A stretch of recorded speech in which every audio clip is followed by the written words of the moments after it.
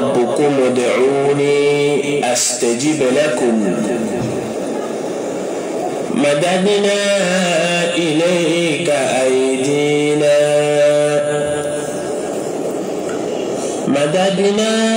إليك أيدينا أيا من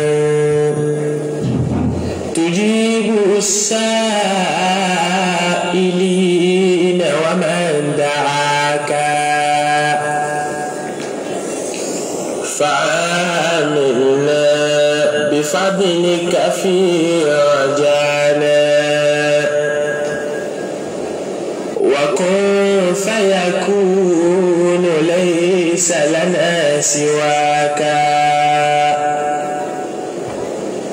وأحسن ظننا بك مستقيما بدينك دائما حتى لقاك وهب لكمالنا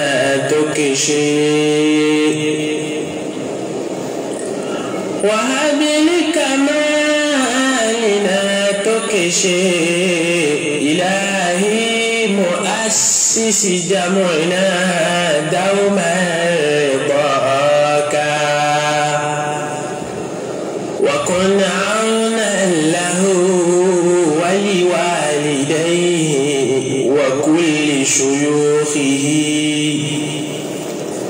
وكل شيوخه بمدى علاك وكن معنا جميع عضو طرا ووحد شملنا بك في علاك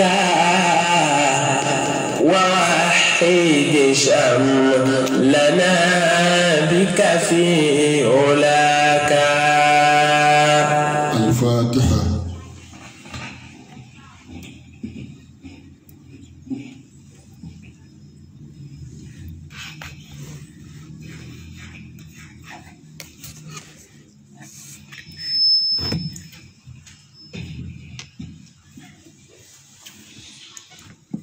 أعوذ بالله من الشيطان الرجيم.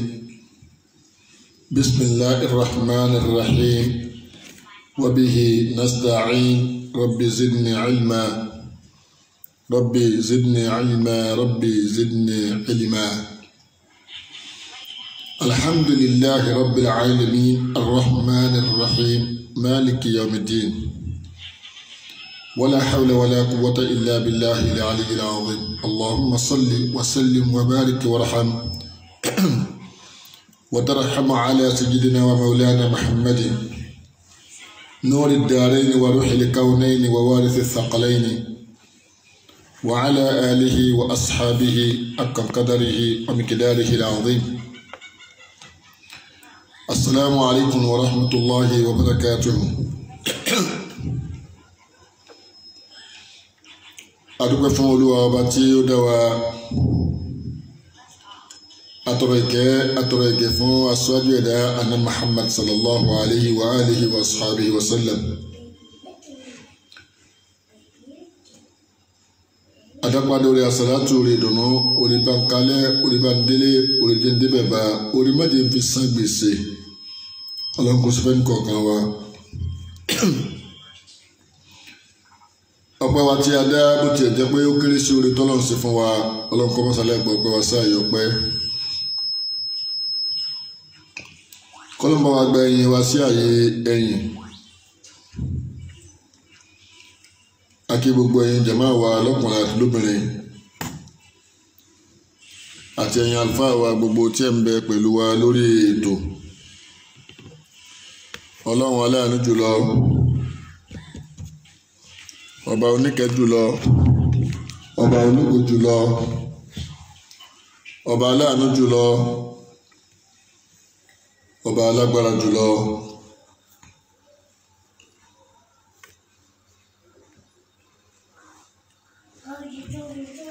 kí ó bá ní san ẹnìkọ̀ọ̀kan ní ẹ̀san olóore, ẹ̀san tí ọlọ́wọ́n san wa Suleiman ẹ̀san tó lọ́ọ́ máa san wá lọ́jọ́ àlìkìyàmà tá a máa rí ọpẹ́ dá tínú wọn máa dùn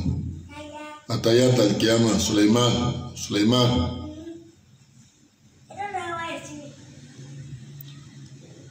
tó bá di ọjọ́ àlìkìyàmà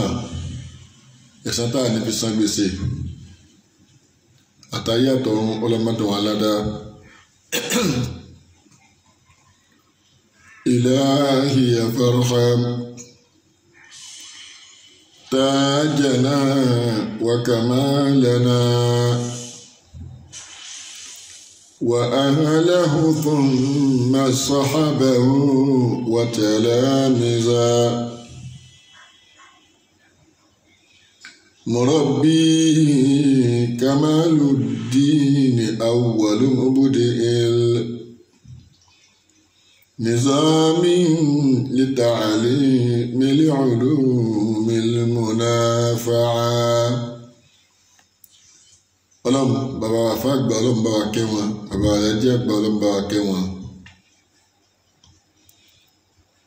àwọn òbí wọn àwọn ọmọ wọn àwọn ìyàwó wọn àwọn alábàálògbà wọn àwọn ọmọ akíwú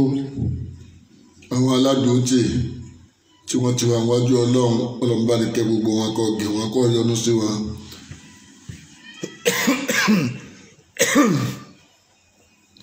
sorry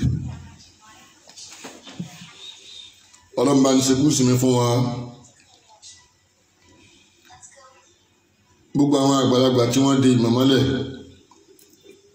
tí wọ́n gbìyànjú tí wọ́n jìyà di ẹ̀sìn tí wọ́n ti lọ ọlọ́run bá ní kẹ́ wọn kó gẹ̀ wọn. bàbá khalifa àti jẹta bàbá khalifa àti àná ọlọ́mbalikẹ́ wọn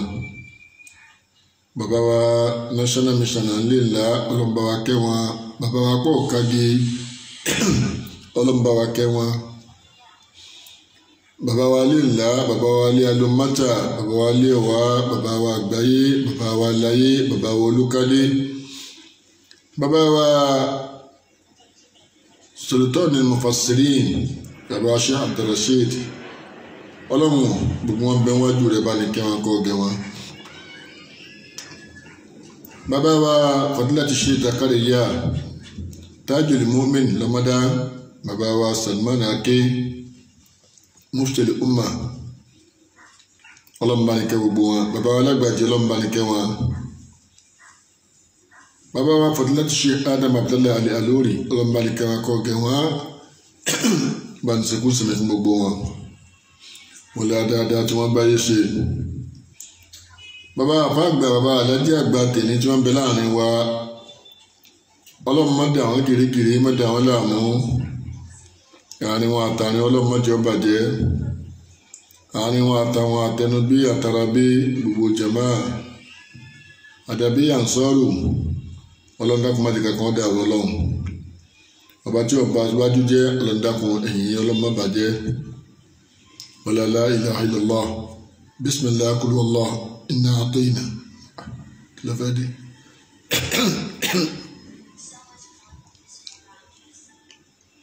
يا لوي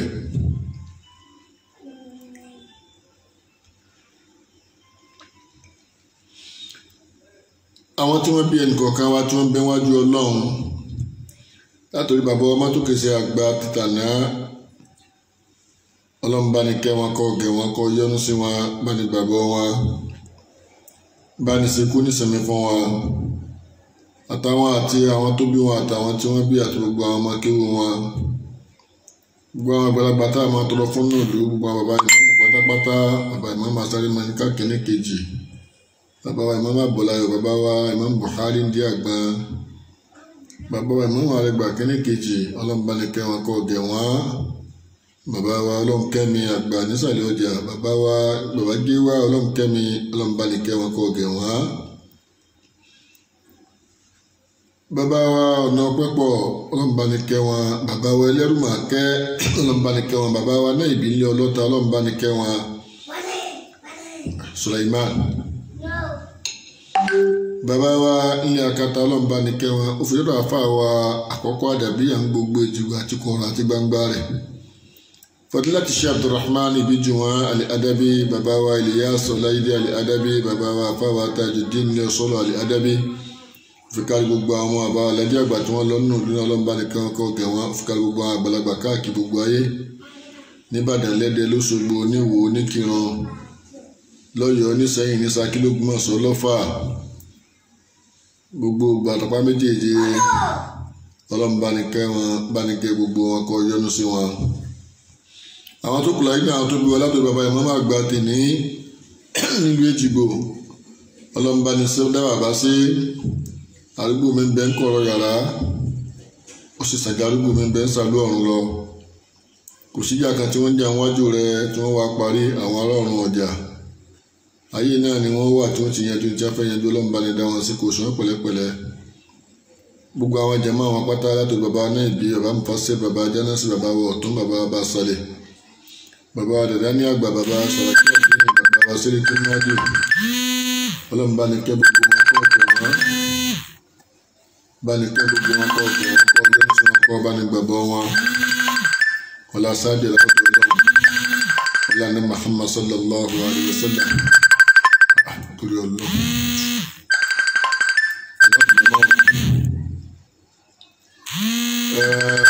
ọlọ́run kọ́dá kún kó sàlékún àánú rẹ̀ fún wa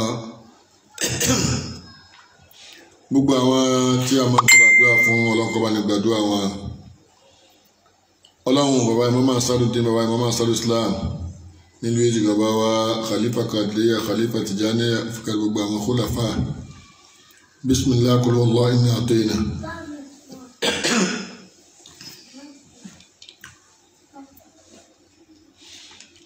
àfá mi ọlọ́run bá mi sọ pẹ̀lẹ́pẹ̀lẹ́ ọlọ́mọdé àwọn láàmú ọlọ́mọba fún ọlọ́yà balẹ̀ jù báyìí lọ àárín wọn àtàrin wọn ọlọ́run kò bàjẹ́ lánàá kò bàjẹ́ ń jẹta kò bàjẹ́ lónìí ọlọ́run tó bá dé lọ́la mọ́sọ̀pọ̀ ọba wọn sí má la ilaha illallah àfá mi fadilati Sheikh Alhaj Maulana Abdulrazak Salahuddin Agboola Baálẹ̀ ọlọ́run kò jẹ́ ká lù àbá pẹ́ àdàgbàyọ kọ́wọ́ lọ́dàkùnmọ́ sọ̀rọ̀ wọn mọ́jọ́ wọn máa padà sí ibú àgbádùn báyé àgbáyé gbádùn àlàáfíà àtàgbàlagbà fi láyé ọlọ́mọba ti ṣe fún wọn asọ́dùnú ọlọ́mọdé kọfàyà àtàwọn tí wọ́n bí pẹ̀lú wọn ọlọ́run bá ti ṣàánú wọn gbogbo àwọn tí wọ́n bí wọn tí wọ́n bẹ wájú ọlọ́run bá ní kẹ́ wọn bismillah qul huwallahu líláàfin.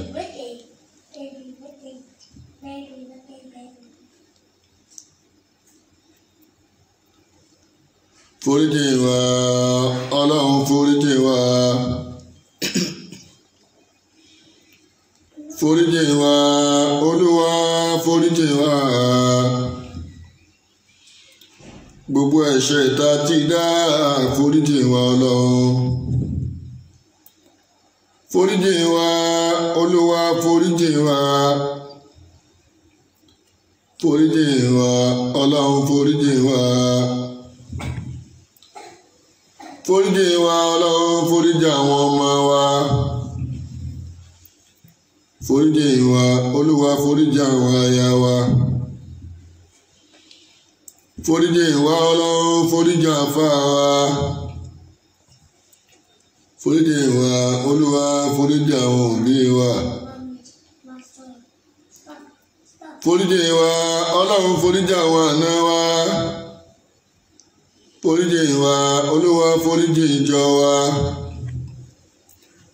foríjì wa olúwa foríjì wa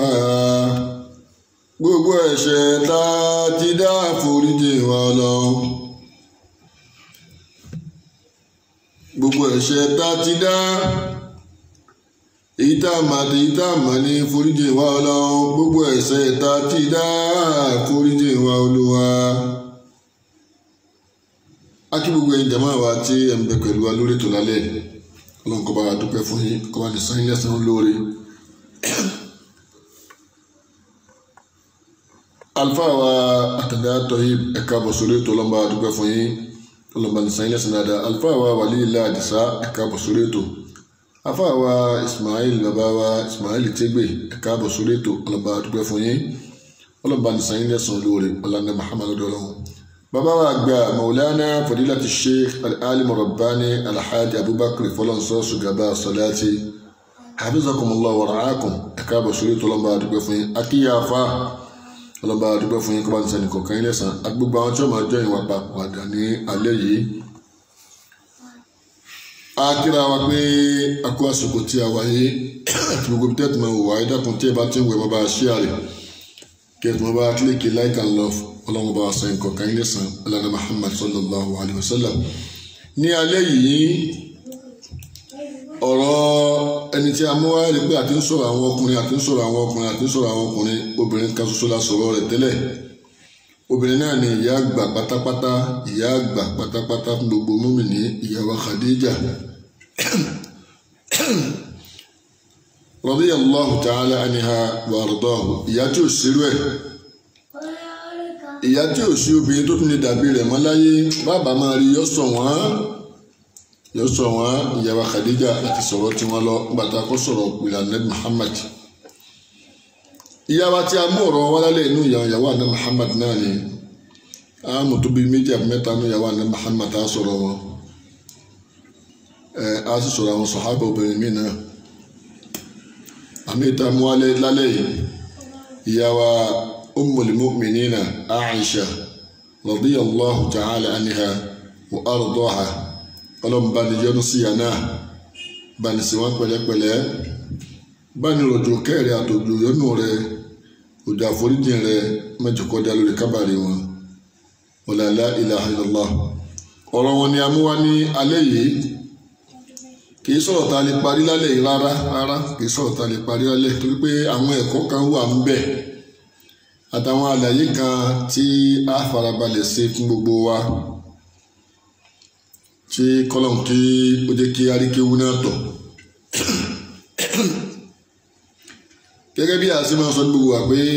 wallahil azim kìí ṣe pàmbúra lórí irọ́ wallahil azim àwọn ilé ẹ̀kọ́ ọmọ akẹ́kọ̀ọ́ ni wá a sì gbé lọ́hùn ká má jọmọ akẹ́kọ̀ọ́ máa fẹ́ jọmọ akẹ́kọ̀ọ́ tá a fi pàdé ọlọ́run kò dé ká máa rẹ́kọ̀ọ́ náà kọ́ gbogbo àtà bá sì fẹ́ wé ọlọ́mọdé agbẹ̀ tí ẹ̀yìn àgbàlagbò wé ọ̀rọ̀ tàdénú Kùránì Tàúbà adénú àdíìsì àórí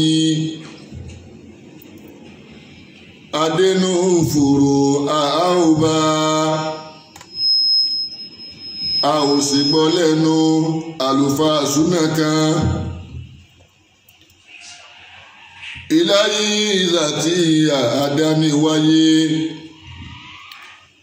màdìyàmẹ́nu débẹ̀ olúwa mi màdìyàmẹ́nu débẹ̀ olúwa mi màdìyàmẹ́nu débẹ̀ olúwa mi. àlọ́rọ̀ tá a dénú Kùránì ta ò rí àwa láti Fátíhà dé Bákọ́rà àárí awo láyà awo bá awo súra awo rí adénú àdìsí awo bá awo Buhari látòkè délẹ̀ awo rí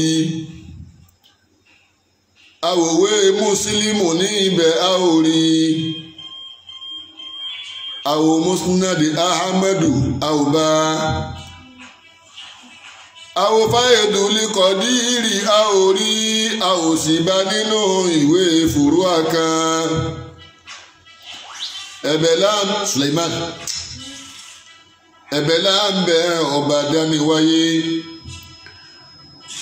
mọ́dìyàmẹ́nu débẹ̀ olúwa mi ọ̀yá mú fóònù wa mọ́dìyàmẹ́nu débẹ̀ olúwa mi mọ́dìyàmẹ́nu débẹ̀ olúwa mi. Suleiman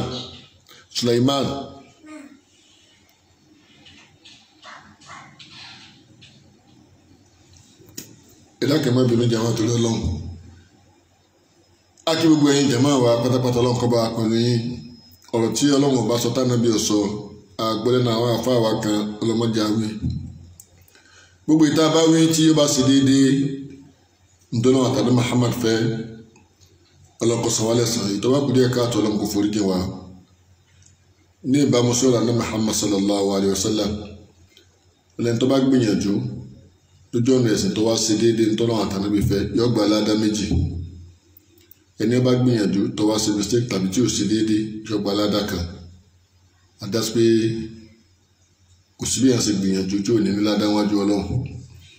Náà ìyá wa Aisha, ìyá ńlá, ìyá àgbà. Ìyá tí a ń pè ní Aisha yìí, àwọn ni wọ́n jẹ́ ọmọ fún àáfàá wa àgbà Abubakar At-Tamimi Al-Qurashiyya ti Al-Qurashiyya tí wọ́n ní bàtà pẹ̀lú àgbà Muhammad sallallahu alaihi wasallam. Ìtàn gbé wá pé ìyàwó Aisha kú nínú ayé nígbà tí ó di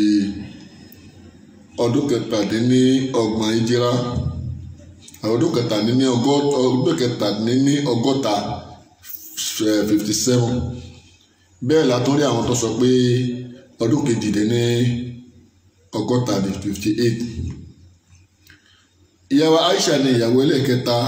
fún Ànábì Muhammad, ìyàwó kẹta fún Ànábì Muhammad sallallahu alayhi wa sallam, tí wọ́n sì jẹ́ kan náà àwọn àyà gbogbo àwa mùmínì, torí gbogbo ìyàwó Ànábì pátápátá ummul mu'minina ni wọ́n, ìyá ni wọ́n jẹ́ fún gbogbo àwa mùmínì. Wallati lam yatazawwaj imra'atan bikran ghayraha. Ìtọ́ pé ìyàwó Aisha yìí nìkan ó ní ọmọge tá Ànábì fẹ́, ó ní obìnrin tá Ànábì fẹ́ lọ́mọge, òun nìkan lọ́mọge tó fẹ́. Òun la lè pè ní tí àrọ̀bà nínú ìyàwó Ànábì Muhammad sallallahu alayhi wa sallam. Láàfin máa sọ pé gbogbo àwọn tí wọ́n máa sọ pé Ànábì fẹ́ràn obìnrin wọn ò rí ọ̀rọ̀ sọ.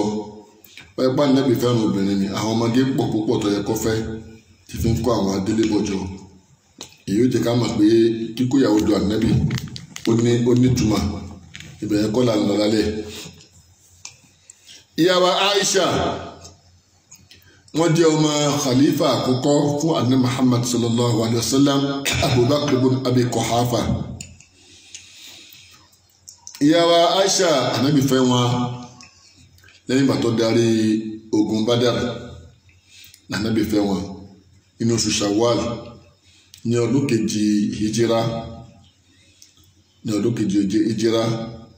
Ìyàwó Aisha ń bẹ náà àwọn obìnrin tó lọ sójú ogun náà láti máa fún àwọn tí ń jagun lómi, tí wọ́n fún àwọn ọmọ ogun lómi nígbà tó gbẹ bá ń gbẹ wọ́n. Ìyàwó Aisha wọn jọ lọ sí ogun náà ni. Akàwọn akọ́ ń sọmọ aláìsẹ̀ ká tó wá tu ní rẹpẹtẹ. Ìyàwó Aisha òun lẹni tí wọ́n parọ́ mọ́, tí wọ́n parọ́ àgbèrè mọ́, tí àyà sì torí ẹ̀ sọ̀kalẹ̀. Ìyàwó Aisha dónímọ̀ Ànábì Muhammad púpọ̀ sallallahu alayhi wa sallam. Ìdónímọ̀ Ànábì Muhammad tí wọ́n dónímọ̀ Ànábì yìí, ìlú sábàbí tó já sí pé ọ̀pọ̀lọpọ̀ àwọn ahkamu shari'iyya àwọn ahkamu dini islami wal ahadith nabawiyya ó fi já sí pé ìyàwó Aisha wọn rí gbàlódà ní Muhammad ọ̀pọ̀lọpọ̀ àwọn ìdájọ́ ẹ̀sìn. Hatta qala al-Hakim fil Mustadrak, àfáà Hakim sọnù tírà Mustadrak pé inna ruba ahkam ash-shari'a, ìdá kan inú ìdá mẹ́rin ìdájọ́ ẹ̀sìn lókè láti anise jídà tí Aisha ọ̀dọ̀ ìyàwó Aisha láti rí pé ọ̀dọ̀ wọn láti rí gbà pé ìdá kan bẹ 1/4 ọ̀rọ̀ ẹ̀sìn ìyàwó Aisha ni ọ̀sẹ̀ náà bàbí ta fi rí tí ò fi sọnù. Wọ́n gbà pé a sọ pé Abu Huraira náà àwọn náà gbìyànjú nínú àdìsí púpọ̀. Bí ìyàwó Aisha ṣe wá súnmọ́ Ànábì tó àwọn àdìsí míì ń bẹ tí wọ́n jẹ́ pé ọ̀dọ̀ Abu Huraira làwọn náà ti gbọ́.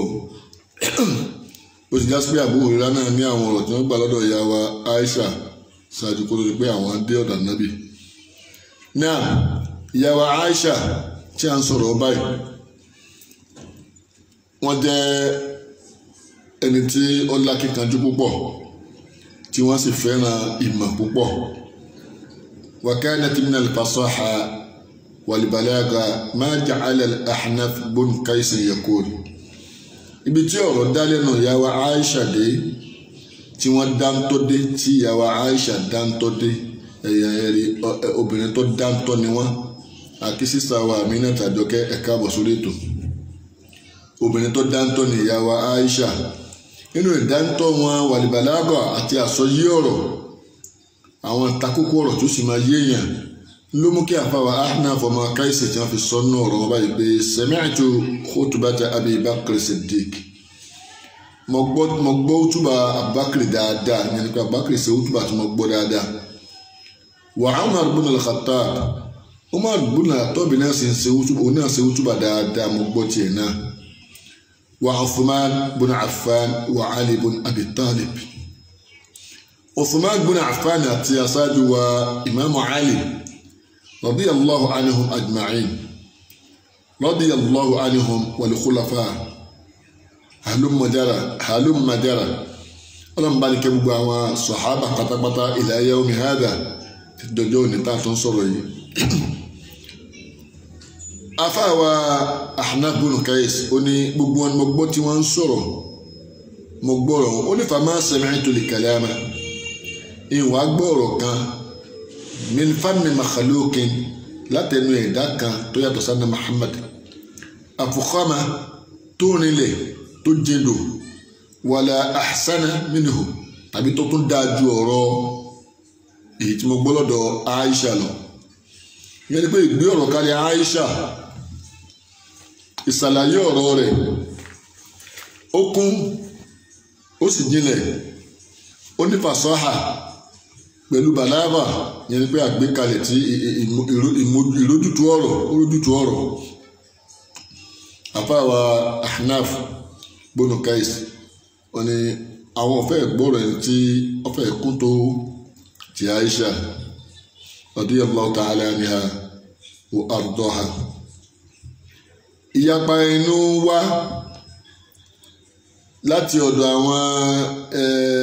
ìjọ ńlá méjì Ahlus-Sunnah àti àwọn Shia nípa ọmọ ọdún tí ìyá wa Aisha dà kó tó di pé ó délé àná Muhammad sallallahu alayhi wa sallam. A sì rí àwọn nǹkan tí àwọn tí ó jẹ́ Ahlus-Sunnah sọ nípa ìyá wa tó já sí pé wọ́n sọ pẹ̀lú tó ní àpọ́nlé nínú tó sì ní tó jọ̀rọ̀ tó rẹwà. Bẹ́ẹ̀ láàrin táwọn tó jẹ́ Shia náà sọ nípa ìyá wa Aisha pẹ̀lú àwọn ìbára àti àwọn alfaz àwọn àgbékalẹ̀ àti àwọn gbólóhùn kan tó já sí pé kò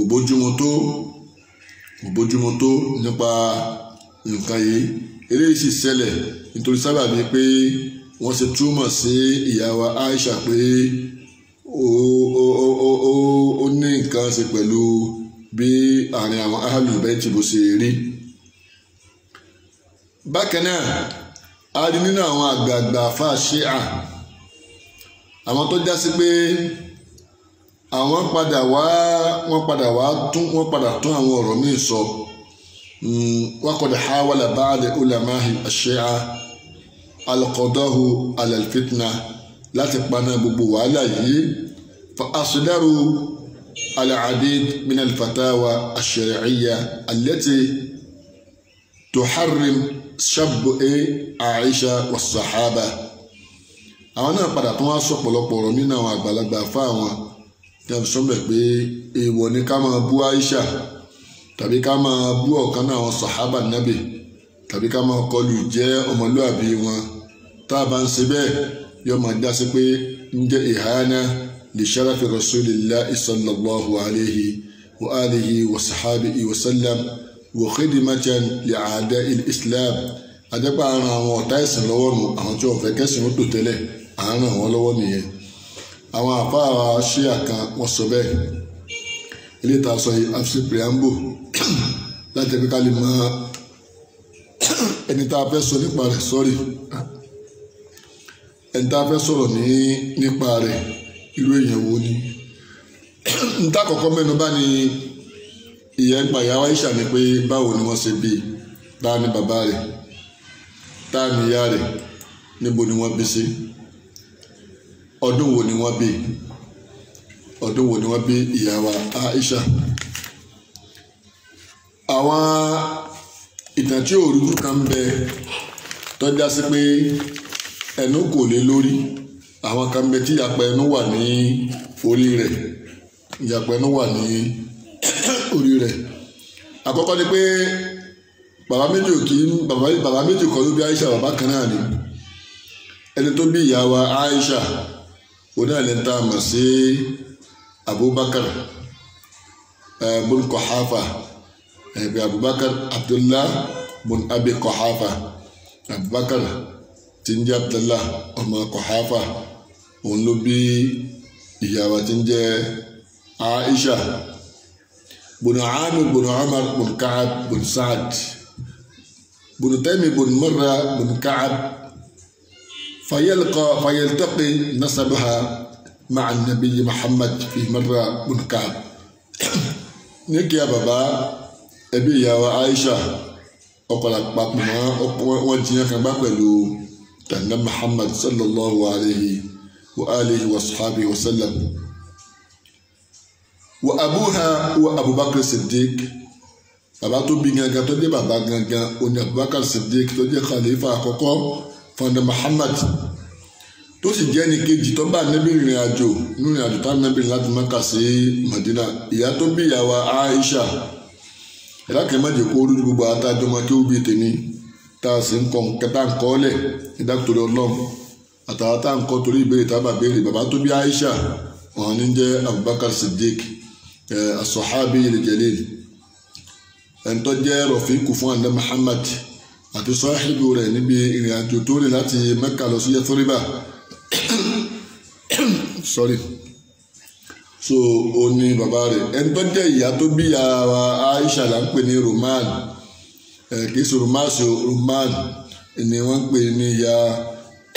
Roman Roman ma jẹ́ rọ́wà omi alif nun Roman. ìyá tó bí ìyá wa Aisha tó jẹ́ bintu Amir min Bani Malik bun Kinana aslamati wa hajara. ìyá tó bí ìyá wa Aisha náà tó gba Islam tá náà ṣe ìjìra ni. ìyá wa Aisha jóun nìkan ní oúnjẹ ọmọ bàbá tàbí tó dá wáyé. ìyá wa Aisha ní àwọn ọmọ bàbá tí wọ́n jọ bí wọn papọ̀. nínú wọn ni Abdulrahman tó jẹ́ pé ìyá kan náà lọ́jọ́ bí wọn. Abdulrahman ìyá pa ìyá wa Aisha àti Abdulrahman pọ̀. Abdullah wa Asima, àbá wa Abdullah àti Asima ó jẹ́ ìyá tí wọn ọ̀tọ̀ ní ìyá tó ní jẹ́ Qutila bintu Abdulaziz al-Amiriya, ìyá Abdulazza al-Amiriya ìyá wọn nu ìyá tó bí àfàwà Abdullah àti Asima ònu. bákan náà àfàwà Muhammad ọmọ Bakri òun náà ìyá tó bí àwọn ní jẹ́ Umais. Ummu Kulthum ọmọ àfàwà Bakri ni wọn ìyá tó bí wọn ní jẹ́ Habiba bintu Khadija. bákan náà àdàpè tí wọ́n máa ń pe ìyá wa Aisha ní Ummu Abdullah bi ibni ukhtiha Abdullah ibn Zubair. ó kọ́ ọmọ àbúrò rẹ̀ tó jẹ́ ìyàwó fún Abdullah ibn Zubair ni wọ́n fi ń pe ìyá wa Aisha radiyallahu ta'ala anha wa ardaha. ọlọ́mọba ni yọ́nú sí ìyá wa Aisha kò sì bá ní gbà wọ́n lẹ́rú. náà jama àti máa ta ní jẹ́ Aisha àti máa ta ní bàbá àti ìyá rẹ̀ adẹ̀tí máa bí tí wọ́n bí sí pé ìlú Mẹ́kà ni wọ́n bí ìyá wa Aisha sí. ṣùgbọ́n tàríkù míládì ìyá wa Aisha àwọn ọ̀pọ̀lọpọ̀ ìgbà wá ní ọwá lórí rẹ̀. hunaka khilafun hawla tahdid tàríkù míládìha.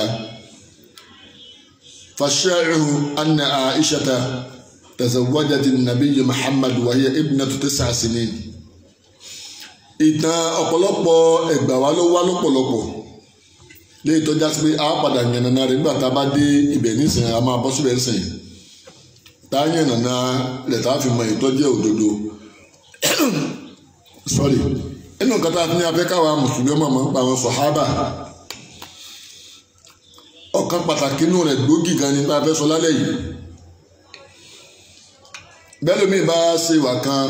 wọ́n bá ní kìrìsìtánì alóhùn fi jọ ànábì kan ni èmi ọmọ ànábì tí ń ṣèwà àbàjẹ́ tóun fi tiẹ̀ jọ èmi ọmọ ànábì oníwà àbàjẹ́ tí òun fẹ́ fi tiẹ̀ jọ bẹ́ẹ̀ lómi bá mọ̀ bá tọ́ba ṣe bà ná tán bọ́yọ̀ ọmọ tó kéré sí ló fún lóyún ni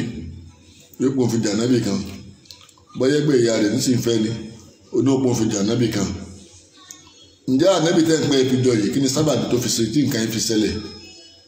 ǹjẹ́ ó ṣe pẹ̀lú ìfẹ́nu rẹ̀ ni àbí pẹ̀lú ìdáyà ọlọ́run ẹlẹ́mi ò ní túrùn Suleiman náà jama ìyàwó Aisha ìtàn wá lóṣìṣì pé nípa ọdún tó dà kó tó di kọfẹ́ àná Muhammad láti ṣe pàtó pé bàbá ẹni wọn bí oríṣiríṣi ẹgbà wa ni ọgbà wa àmì tí àwọn èèyàn ń pariwo jù tọwọ ṣáré ò ní pé ìyàwó Aisha ń kọ o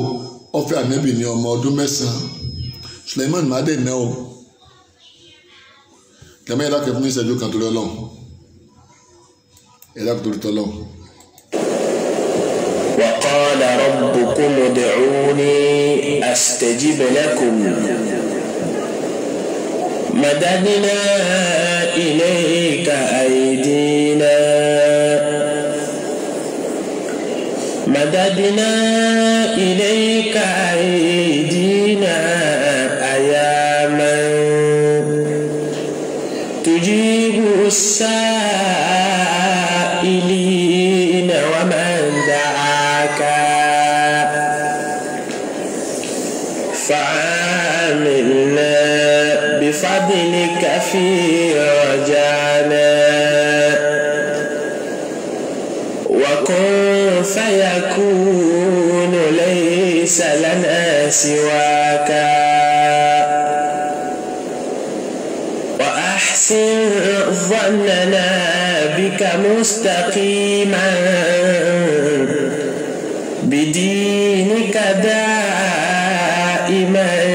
حتى لقاك وهب لكمالنا تكشي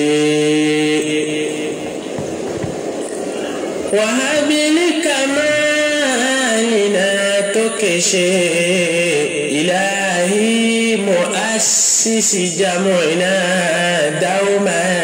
رضاك وكن عونا له ولوالديه وكل شيوخه بمدى علاك. náà jama ẹ̀dá kan má bínú torí tọ́lọ́run náà ìyá wa Aisha nípa ọdún tí wọ́n dì kí wọ́n tó fẹ́ àná Muhammad sallallahu alayhi wa alihi wa sahabihi wa sallam ọ̀pọ̀lọpọ̀ ìgbà wá ní ọwọ́ ayé lórí rẹ̀ àmì ètò gbajúmọ̀ táwọn èèyàn ń pariwo káàkiri tó jẹ́ pé látọ̀dọ̀ àwọn ọ̀tá ẹ̀sìn ní nǹkan yìí ti jáde kìí ṣe ìtàn tó lẹ́sẹ̀ ńlẹ̀ ó náà ní pé ìyàwó Aisha Ànábì fẹ́ lọ́mọ ọdún 9 pé gbọ́dọ̀ ọdún 6 àbọ̀mọ ọdún 7 l'Ànábì tọrọ rẹ̀ gbọ́dọ̀ ọdún 9 l'Ànábì bá lọ́ba wọlé tọ̀ kìí ṣe bẹ́ẹ̀ èyí tó gbajúmọ̀ nù àmọ́ èyí tí ó lẹ́sẹ̀ ńlẹ̀ bí àlàyé 4 láti lálẹ́ lórí àlàyé bí wọ́n ṣe bí ìyàwó Aisha tí gbogbo wọn fi rí ètò jẹ́ òdodo níbẹ̀ àkànní sọ pé ọdún báyìí àjọ ẹ̀yin náà mú báyìí àjọ sí mass àjọ sí ìṣòro lálẹ́ èyí tó gbajúmọ̀ náà ni pé ọ̀fẹ́ Ànábì lọ́mọ ọdún 9 wadhalika fi Shawwal fi sana athaniya lil hijra nínú oṣù Shawwal ní ọdún kejì hijra wa huwa ma warada fi sahih Bukhari wa Muslim bákan náà láàrin nù sahih Bukhari àti Muslim bẹ́ẹ̀ bi riwayatin Aisha nafsiha pé Aisha náà lọ sọ̀rọ̀ yìí fayakunu mawliduha qabla al-hijra bi 7 sinin kánibì tó ṣe hijra ọdún 7 okú ọdún 7 kánibì ó ṣe hijra ẹni wọn bí ní ẹni tá a bá sírò àwọn tí wọ́n sọ pé ọmọ ọdún 9 ló fẹ́ àní Muhammad ìpínlẹ̀ máa wà pẹ̀lú mi tá a bá gbé sírò tá à ń sọ ìwá pé àwọn tó ní ọdún 9 ni Aisha dì kánẹ́bí ò tó fẹ́ a jẹ́ pé nígbà tí ó kù ọdún 7 tánẹ́bí ó ṣe hijira ni wọ́n bí Aisha lè tó ìjà sí pé nígbà tí Aisha dé Madina tó di ọdún kejì tí ànábì ṣe hijira ni ànábì tó di pé wọ́n mú Aisha sọ́dọ̀ tó fẹ́ gẹ́gẹ́ bí ìyàwó àmọ́ láti ọmọ ọdún 7 ni wọ́n ti tọrọ rẹ̀ torí pé Mẹ́kà lànábì ti ní kútùbà Sayyidina àbáyáwá Aisha ló ti wáyé tọ́ àmọ́ tí a bá wá jọ tọwọ́ bọ̀ al-abu'ath al-mu'asira an sihhati tarikhi mawlidiha àwọn calculation tàbí àwọn àṣírò tí ọ̀pọ̀lọpọ̀ àwọn onírìṣáàsì àwọn tí wọ́n gbá rìṣáàsì dáadáa tí wọ́n sì ṣe bá sùn tí wọ́n sì wá ìtàn tí wọ́n mú jáde tá a bá jọ gbé gègéle á padà máa bí ó ti jẹ́ nísìn ọ̀pọ̀lọpọ̀ ní àwọn tí a sọ yìí ni wọ́n gbìyànjú ni wọ́n sì mú àwọn kankan jáde nípa èyí tó fẹsẹ̀ rinlẹ̀ anma kila an tarikhi mawlidi Aisha nípa tí wọ́n sọ nípa ọjọ́ ìbí ìyá wa Aisha wazalika isnadan ila Umar ukhtiha Asma allati kanat takburuha bi bid'i 10 sinin tá a bá lọ sọ̀nka ọjọ́ orí ẹ̀gbọ́n rẹ̀ tí ń jẹ́ Asma tó fi ọdún díẹ̀ ó súnmọ́ ọdún 10 ọdún díẹ̀ ó lé ní 10 ó fi ju Aisha lọ. wa qad matat Asma sana 73 hijira ọdún 73 lẹ́yìn hijira ni Asma kú. an umur nahiza mi'at an umur nahiz mi'at sana ní ọdún tí ó dé díẹ̀ ní 100 kan. wa yaqulu Ibn Hajar al-Asqalani afọ Ibn Hajar al-Asqalani wọ́n ní anna Abi Na'im al-Asbahani qala bi anna Asma'u tó jẹ́ ẹ̀gbọ́n Aisha bintu Abi Bakr wulidat qabla al-hijra bi 27 sana wọ́n bí ẹsẹ̀ tí mo bá rò báyìí Asma'u tó jẹ́ ẹ̀gbọ́n Aisha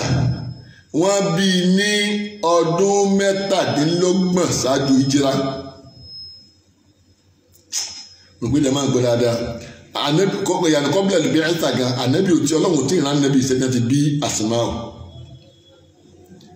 torí pé nígbà tá anabi di ọmọ 40 ọdún ọlọ́run ránṣẹ́ ẹ̀dá kan ẹ̀mú pẹ́ẹ́nì o nígbà tá anabi di ọmọ 40 years ọlọ́run rán níṣẹ́ tọ́ ọlọ́run sì ránṣẹ́ ó sì jíṣẹ́ fún 13 years ní Mẹ́kà ọdẹ 53 years sí ìjọba wa pẹ̀lú mi tá a bá yọ 27 kó nínú 53 jama ẹ̀dá kan èmi ò lè mú báyìí rò fún calculator mi lọ́dọ̀ mi ń bí tá a bá yọ 27 kó nínú 53 mélòó ní ó kù jama yóò fún wa ní 26 adẹ́gbẹ́njọ́ tí ànábì ṣe hijira lọ sí Medina Asma'u di 26 years níjọ́ náà. jama number 1 ẹja mú yẹn dání tí tabawa rí bẹ́ẹ̀ tá a ti wá rí pé Asma'u tí wọ́n bí ṣáájú Aisha wọ́n bí ní 27 years before kánẹ́bì tó ṣe hijira tó sì já sí pé ọdún díẹ̀ tó lé 10 ló fi ju Aisha lọ. فيكون عمر عائشة وقت زواج أبي النبي محمد بين 10 و16 سنة يوم جلان 16 years 16 years لا 10 years 16 ni ọdún Aisha wa so yí jama báyìí tá a bá ní Asma'u ju Aisha lọ lọ́dún 10 àti nǹkan díẹ̀ bẹ́ẹ̀ ọdún 11 àbẹ́ ọdún 12 tá a wá ní wọ́n bí ní 27 years ṣáájú kan tó bí Aisha adẹ́pẹ́njọ́ tá Aisha fẹ́ àná Muhammad jọ́nà lọ yóò máa jọ́ máa 16 years tàbí 17 years ọ̀kan náà jẹ́ ọ̀nà méjèèjì òpin náà máa wà pẹ̀lú mi ìwádìí àjọ gbé ìṣòro ń jálẹ̀ tó bá já sí pé wọ́n bí Aisha pé wọ́n bá bí Aisha ní kótó ní pé ànábì ṣe kótó ní pọ́lọ́mù gbé ànábì dìde tó bá já sí pé ọdún mẹ́ta ṣáájú kí wọ́n tó gbé ànábì dìde ní wọ́n bá bí Aisha ṣé jẹ́ máa wà pẹ̀lú mi tó bá jẹ́ pé ọdún mẹ́ta 3 years before bí ẹ̀dá kọ́lọ́mù tó náà ànábì ṣe ni wọ́n bí Aisha a jẹ́ pé Aisha fẹ́ ànábì nígbà tó dọ́mọ 18 years nù torí pé ọdún kejì tí ànábì dé Mádínà lọ fẹ́ Aisha àwọn àmọ́ pé 16 years láìsà dà nígbà tí ànábì kó Mádínà ọdún méjì tó lò pẹ̀lú ànábì pẹ̀lú àwọn bàbá rẹ̀ ní Mádínà tá a bá fi kún ó di 18 síjẹ́ wà pẹ̀lú mi ọdẹ kú ní 57 nígbà tí ó di 57 years tí wọ́n ṣe hijira jama ẹ má bá mi sí o 16 years lọ́dà ló wà nígbà tó fi dé Mádínà tó tánàbí ṣe hijira ìyẹn tẹ́ bá bí ní 3 years before kọ́lọ́hún tó náà nàbí ẹsẹ̀ ẹ dákun nǹkan ìfẹ́ kó dojú jama torí ìbéèrè ń bẹ ẹ á béèrè ìbéèrè lórí ẹ o tó bá já sí pé ọdún mẹ́ta ṣáájú bí Aisha náà bá bí ajẹ́pẹ́lẹ́ tá níbi ṣe hijira lọ Mádínà Aisha dọ́mọ 16 years ìgbà tí Aisha náà dé Mádínà ọdún méjì ló ṣe pẹ̀lú wọn torí pé hijira ti Aisha àti bàbá rẹ̀ ló jìnnà síra wọn ọdún méjì ló ṣe pẹ̀lú wọn yìí tá a bá fi kún 16 ó di 18 ajẹ́pẹ́lẹ́ dọ́tà níbi ìfẹ́ Aisha tí ń di ọdún kejì hijira Aisha ń jẹ́ ọmọ 18 years níjọ́ náà Aisha bá wá kú ní 57 after hijira àwọn kan ní 58 ni àwọn kan ní 57 ni méjèèjì náà la gbé sùlò lé lórí tó bá jẹ́ pé 58 bá ní 58 lẹ́yìn hijira nígbà tí hijira di 58 years kánàbí ṣe hijira ní Aisha kú tá a bá wá mú 16 àbí 16 àkọ́kọ́ tí Aisha lò tá a bá lọ fi kún 58 yóò máa jẹ́ 74 years tí Aisha lò láyé tí ń ṣe déédéé ọdún tí wọ́n sọ pé Aisha lò ṣé ìjọba máa gbọ́ mi dáadáa 74 years ní Aisha lò láyé adẹ́pẹ́ calculation yẹn ráìmù dáadáa adẹ́pẹ́ nígbà tí Aisha fẹ́ àná Muhammad ọmọ 18 years ni jàmọ́ ẹ gbọ́ mi dáadáa ìtàn àkọ́kọ́ nù tó yẹ pé òun ló sì súnmọ́ jù pé nígbà tí Aisha fẹ́ ànábì ọmọ 18 years ni kì í sọ ọmọ 9 years rárá ẹ dákòtò lọ àwọn àdáparọ́ wọ̀nyí àwọn alimusẹ̀sìrìkú àwọn ọ̀tá ẹ̀sìn àwọn mọ̀nàfíkì inú ẹ̀sìn ni wọ́n gbé àwọn àtàkà tí ò sára rẹ̀ wá Aisha kì í sọ ọmọ ọdún mẹ́sàn-án ànábì fẹ́ kì í sọ ọmọ ọdún mẹ́sàn-án rárá ọmọ ọdún mẹ́sàn-án kọ́ gbogbo ìtàtọ́ bá sọ pé ọmọ ọdún mẹ́sàn-án ni àpé wọn ò rí sọ o torí pé ó ń kálukú free láti sọ àlàyé tí máa ń bẹ ọ̀dọ̀ rẹ̀ àmì ìtawà àríkà tójú wá sì tónú ọ̀pọ̀lọpọ̀ tíra tàn tá a kà tó sọ nípa Aisha tó sọ nípa ní Muhammad ni pé Aisha yìí ṣe ọmọ 18 years nígbà táwọn ẹbí fẹ́ kì í sọ ọmọ 9 years ọmọ 18 years ní ìtàn àkọ́kọ́ nù ìjàmbá ẹ̀bá wa kọ́ lè bẹ́ẹ̀ ọ̀nà ẹlẹ́ẹ̀kejì àwọn tí wọ́n ní ọmọ 19 years ni Aisha wà tánàbí fífẹ́ a jẹ́ pé ṣáájú kọ́ níbi òtó kọ́lọ́hún tó gbà nẹ́bí dìde ọdún mẹ́rin ṣáájú kọ́lọ́hún tó gbà nẹ́bí dìde ni wọ́n ti bí Aisha tí ń já sí pé dọ́tà nẹ́bí fẹ́ kú onímọ̀ ìdínà Aisha wà lọ́mọ 17 years tí ó máa já sí pé ṣe déédéé pé ẹ̀gbọ́n rẹ̀ fọdún mẹ́wàá jùlọ tàkọ́kọ́ ń já sí pé ẹ̀gbọ́n rẹ̀ fọdún mọ́kànlá jùlọ ẹ̀kejì ń dá sí lórí pé ẹ̀gbọ́n rẹ̀ fi ọdún mẹ́wàá gẹ́gẹ́ jùlọ gẹ́gẹ́ bí tàtà ká sọ pé ọdún mẹ́wàá tàbí ó lé díẹ̀ láàrin ọdún mẹ́wàá só lé tíntín ló fi ju Aisha lọ ní Asma tó bá ti wá rí bẹ́ẹ̀ tá a bá ti rí pé àmọ́ ọdún mọ́kànlá ní ìtàkùkọ́ tá a sí ó ṣe lédè 74 years tá a bá mú ọdún mẹ́wàá gangan tá a bá calculate 74 years náà ló tó máa já sí tí wọ́n máa já sí pé nígbà tí ó kù ọdún mẹ́rin tọ́lọ́wọ́ gbà ní Muhammad gẹ́gẹ́ bí òjíṣẹ́ nẹ́bí Aisha ànábì sì jẹ́ fọdún mẹ́tàlá tẹ́lá fọdún mẹ́rin kún mẹ́tàlá yóò di 17 ànábì ti ṣe fọdún mẹ́tàlá Aisha yìí sì lọ́mọ ọdún mẹ́rin kan tó kó tó di kó bẹ̀rẹ̀ sí ti sẹ́yìn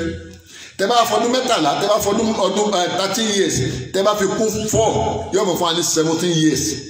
àjẹ́ pé Aisha dọ́mọ 17 years ní ọ̀tá Ànábì ṣe hijira irun pé ní ẹ máa ń gbọ́ mi dáadáa ẹ dákun ṣẹṣẹ ń gbọ́ mi dáadáa torí ó mú sáyẹn pé òun yàn jáde wá bí ẹ dákun tẹ́ ẹ bá ń gbọ́ mi ẹ bá ń kílìkì pé ẹ ń gbọ́ mi ẹ dákun tó náà tẹ́ ẹ bá ń gbọ́ mi ẹ dákun ẹ jàmọ́ ẹ kílìkì kí n mọ̀ pé ẹ ń gbọ́ torí kí ni ẹ ń sílíkà ń so kankan bí. náà mo rò pé jàmọ́ ń bẹ pẹ̀lú mi tó bá já sí pé ọdún 10 ni Asma fi ju Aisha lọ a jẹ́ pé ọdún 4 ṣáájú bí Aisha ṣáájú kọ́ lọ́hún tó sọ Ànábì dòjíṣẹ́ ẹni ó ti gbé láti bí Aisha akí ìyàwó dáadáa mashallah ìyá Baraka ajami Basira àtìládé ìyá mi dáadáa ọlọ́run bá pẹ̀lú yẹn ẹ̀kọ́ ọdún 3 ẹ̀kọ́ ọjọ́ gbọ́rọ̀ ṣé Abdulhakeem náà kọ́ ẹ bá wa kí wọn. náà àwọn tí ń sọ pé ọmọ ọdún 9 ni Aisha fẹ́ Ànábì èyí tó gbọ́ àlọ́dọ̀ tàwa nílé rí àtìtàn tó rinlẹ̀ tó sì ní dáadáa ló ń sòkà rẹ̀ yìí ó fi hàn pé ọmọ ọdún 9 kọ́ Ànábì fẹ́ Aisha àìdá àkójọ mọ 18 years tàbí 19 years àti sàlàyé ti 18 tó bá já sí pé ẹ̀gbọ́n rẹ̀ tí ó ju ẹ̀gbọ́n ẹni tó ṣáájú Aisha ìtàn sọ pé ọdún 10 tàbí ọdún tó lé díẹ̀ ní 10 ló fi jùlọ tá a bá mú tó bá lé tá a bá mú ọdún 11 a jẹ́ pé Aisha dọ́mọ 16 years níjọ́ tí Ànábì ṣe hijira lọ sí Madina nígbà tó sì dé Madina lẹ́yìn 2 years lọ́fẹ́ Ànábì tá a bá fi 2 kún 16 yóò máa jẹ́ 18 tá a bá wá mú 19 àwọn tí wọ́n ní ọdún 10 gẹ́rẹ́gẹ́ ẹ dákun jàmá tẹ́ ẹ bá gbọ́ mi tẹ́ ẹ bá ń gbọ́ mi ẹ dákun tó lọ lọ́n ẹ dákun ẹ kílìkì pẹ́ ń gbọ́ mi ẹ dákun tẹ́ ẹ bá ń gbọ́ ẹ kílìkì pẹ́ ń gbọ́ torí spíkà yẹn ń lò lọ́dọ̀ mi ń lò níbí sòkúmọ àjẹ pé kò gbé ohun yẹn jáde ẹ dákun tó lọ lọ́n tẹ́ ẹ bá ń gbọ́ wa ẹ bá kílìkì pẹ́ ń gbọ́ ẹ tí bá ń gbọ́ anybody ẹ dákun ẹnìkan bá kílìkì pé ẹ ń gbọ́ kálí mọ̀ pé ẹ ń gbọ́ tí à ń sọ ẹ dákun àfọwálé ilé àdìsá ẹ dákun ẹ bá mi respond sí ìbéèrè mi o àfọwálé ilé àdìsá ẹ dákun ẹ bá ní respond sí ìbéèrè yẹn tẹ́ bá ń gbọ́ tá à ń sọ yìí ẹ dákun ẹ bá click pẹ́ ń gbọ́ akí àwọn afáwa Malam Abdulmajid sùúrù ló gbà sùúrù làgbà ọlọ́mọba pẹ̀lú yẹn káàbọ̀ sórí ètò ọlọ́mọba sàn yín lẹ́sẹ̀ dáadáa náà tó bá jásí pé ọdún 10 ni Asma fi ju Aisha lọ ajẹ́ kí wọ́n bí Aisha ní ọdún 4 ṣáájú kánẹ́bì tó bẹ̀rẹ̀ ẹsẹ̀ Ànábì sì jíṣẹ́ fún ọdún 13 tẹ́ bá tó wá fi 4 kún 13 yọmọ fún wa ní 17 ajẹ́ pé Aisha dọ́mọ 17 years nígbà tá Ànábì lọ sí Madina sallallahu alaihi wasallam Ànábì dẹ̀ sọdún méjì Madina kó tó kó wá fẹ́ Aisha tá a bá fi 2 yẹn kún 17 yọmọ jẹ́ 19 years ajẹ́ pé 19 years ni Ànábì fẹ́ Aisha kìí ṣe 9 years ìyẹn tó bá jẹ́ pé ọdún 10 ni Asma fi jùlọ torí títà gbé wa ni pé ọdún 10 àbí 10 lé tíntín ló fi jùlọ tọ tó bá jẹ́ pé bẹ́ẹ̀ wá ni a jẹ́ pé tá a bá wá fi 17 tó lò yìí tá a bá fi 53 àbẹ̀ 57 ọdún 57 tí Aisha kú tá a bá 57 years tá a bá fi kún 17 yóò mọ̀ fún wa ní 74 years sẹ́ni pé ìtàn méjèèjì àkọ́kọ́ tá a sọ ní ọ́nláìnì pẹ̀lú ọdún tí kò sí ìyapa ẹnu nípa pé 74 years láìsà láyé kò yapa ẹnu kò sí ń bẹ̀rù mo pé ní ẹ máa gbọ́ mi ìyànì kò sí ìrújú òsì pa pé 74 years lónìí láyé ok àmọ́ iye ọdún wo làná mi fi fẹ́ ìmìtájọ́ àmọ̀ pa àwọn tó sọ̀tàn ọdún 9 ìtàn wọn ò lẹ́sẹ̀ lẹ̀ tàbí àwọn tó sọ̀tàn pé ọmọ ọdún 12 làná mi fẹ́ Aisha ìtàn wọn ò lẹ́sẹ̀ lẹ̀ pẹ̀lú calculation tá à ń ṣe àti títàn gbé wá pé Asma fi ju Aisha lọ àwọn tí wọ́n ní ọdún 12 ni Ànábì fi fẹ́ ní Aisha dà kánàbì ò tó fẹ́ a jẹ́ pé lẹ́yìn ìgbà tọ́lọ́ ń gbé Ànábì délé tó bí Aisha nù a jẹ́ pé lẹ́yìn ìgbà ọdún 3 tánàbì tí ń jíṣẹ́ ní tó bí Aisha tí ń jásí pé Aisha dọmọ ọdún 10 nígbà tánàbì ń kó Madina nù àti ń kó Mẹ́kà lọ sí Medina adékòyò mọ̀já pé Suleiman ó tún bẹ̀rẹ̀ ẹ̀yà ló ẹ̀ ẹ̀yà kan máa ń bẹ̀rẹ̀ jẹ́ máa adé pé Aisha dọmọ ọdún 12 lànà bí fẹ́ o tá a bá wá fi ọdún 12 tá a bá fi ọdún 10 tá a bá fi kún 57 years yóò mọ̀ fún wa ní 67 years ẹ̀rí pípọ̀ ìkàwọn kọ́kọ́ wọlé kò tí ì pé 74 a jẹ́ pé ọdún méje ti dín nínú ọdún. ìtàkejì tó sọ pé ọmọ ọdún 9 ni ànábì fẹ́ Aisha, ìyẹn tiẹ̀ jìnnà sí calculation òdodo pátápátá. torí pé a jẹ́ pé lẹ́yìn ìgbà tá ànábì ti ń jẹ́ tó ti dọdún 6 ni wọ́n tó bí Aisha, tí ń jásí pé dọ́tà ànábì kú ní Mẹ́kà nínú Mẹ́dínà, Aisha dọmọ ọdún 7.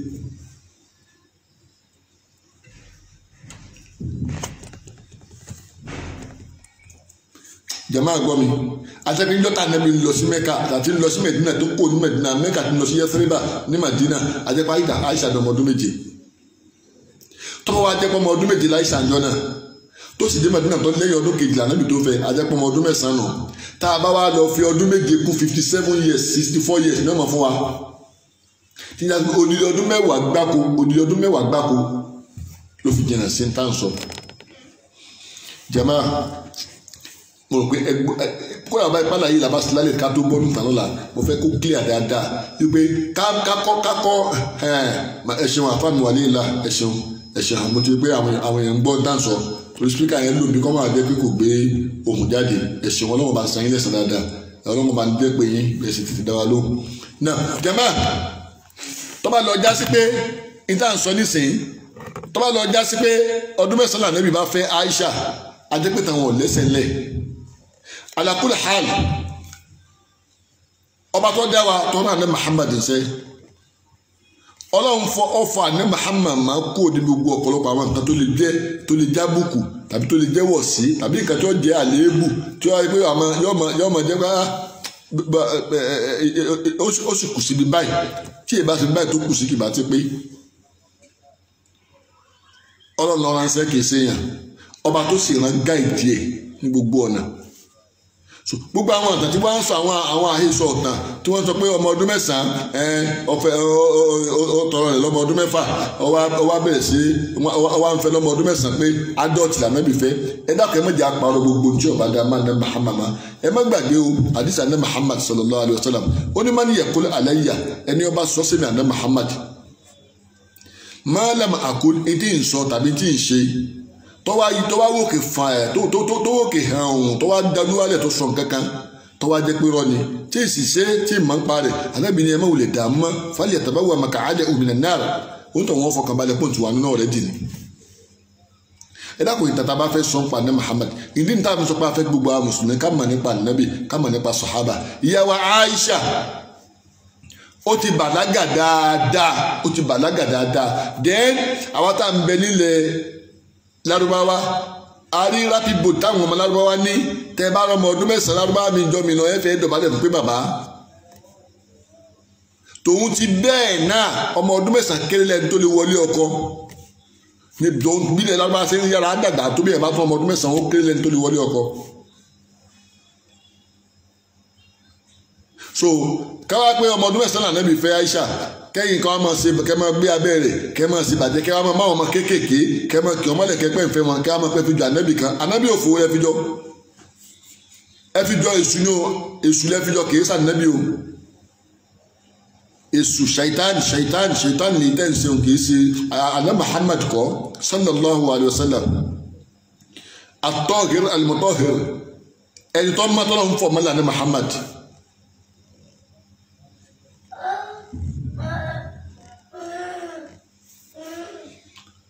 ọlọ́run fọmọ kanga tọmọ kanga adé Muhammad sallallahu alayhi wa sallam kìí sẹ́ni àbùkù màá sì nẹ́ o adé Muhammad kìí sẹ́ni àbùkù ok yeah go and read Quran kí n bọ̀ chájẹ lọ́mọ ká Quran adé Muhammad sallallahu alayhi wa sallam ẹ̀yà kùnà bí ẹ̀ má bínú bí ètò wá sí ńlá lẹ̀ afáyín ni òjò ń gbádùn. náà kìí ṣẹni àbùkù táwa máa sọ kankan àbùkù sílá ká mọ̀ pé Ànábì ọmọ ọdún 9 ló fẹ́ àkànfẹ́ ọmọ ọdún 9 o Ànábì Muhammad sallallahu alayhi wa sallam ọmọ ọdún 9 kọ́ ló fẹ́ o either 18 years or 19 years ìtàtọ́ pẹ̀sẹ̀ nílẹ̀ láàrin tó wà nù 18 years or 19 ni ibi táyé sì dé ní ìsìn àti lórí social media the youngest mother in the world 8 years and a half àti the youngest grandma in the world 19 years àti lágbàáyé òun bímọ nígbà tó wà 19 years àní 9 years nígbà tó ọmọ tiẹ̀ náà dẹ̀ 9 years ó náà bímọ so ó lè ṣẹlẹ̀ bẹ́ẹ̀ àmọ́ lẹ́yìn tó dòdòdó tó fẹsẹ̀ nílẹ̀ ni pé adult kọ́ làwọn ẹbí fẹ́ o ànábì o child abuse ànábì ò ṣe o child abuse ni wọ́n ń perú ẹ̀ kéèyàn ó kí ọmọ tí ò tí yọ lábẹ́ ọmọ tí ò tí já lẹ́nu ọmú kẹ́ kì í mọ́lẹ̀ kẹ́ wá pé ẹ fi jù ànábì kan ni àáfàá ló ṣe ni olówó ló ṣe ni ìjọba ẹni yòówù tó bá ṣe ẹ má fi kọ́ ẹ sọ pọ́nbílẹ̀ pé ó wù yín lẹ ṣe tàbí ṣètánì lẹ ṣe lẹ fi jọ ẹ má fi kọ́ àná Muhammad lọ́rùn má bẹ́ẹ̀ bá fẹ́ nǹkan mi wájú Ọlọ́run kí gbogbo àwa mùsùlùmí ayé ká lọ mọ̀ anywhere tí wọ́n bá ti sọ ni ká máa takò wọ́n anywhere ẹni yòówù kódà bí president orílẹ̀-èdè kan bá sọ ẹja sọ fún pọ́ngọ̀ ọ̀rọ̀ tó sọ kì í sọ̀rọ̀ ọlọ́gbọ́n kì í sọ̀rọ̀ tó dáa ntí ọba dáa ká má fi ti sọ́dọ̀ ànábì wa ntí ọba dáa ká má fi rí àwọn ìyàwó ànábì wa láà ànábì wa yìí ṣe kì í sùn ṣekú ṣe ọfẹ́ràn obìnrin kódà bí tó fẹ́ràn obìnrin ní ọmọ ọdún mẹ́sàn-án lọ́fẹ́ rí nǹkan gidi míì sọ ẹ̀ńtẹ́ lọ́fẹ́ràn obìnrin yìí rántí pé ńgbà tó fẹ́ Khadija kò fẹ́ obìnrin kankan mọ́ kò fẹ́ obìnrin méjì obìnrin kan sọ lànàbì ní títí ńgbà tí Khadija kú tán ó tún ní ọdún tànàbì tó ṣe tó ó ní àsìkò tó ṣe tó fẹ́ bẹ̀rẹ̀ ní kó tó wá fẹ́ ìyàwó Sauda. báni ìgbà tó bá tiẹ̀ pọ̀ wá fẹ́ràn ọmọge ànábì fẹ́ràn obìnrin pé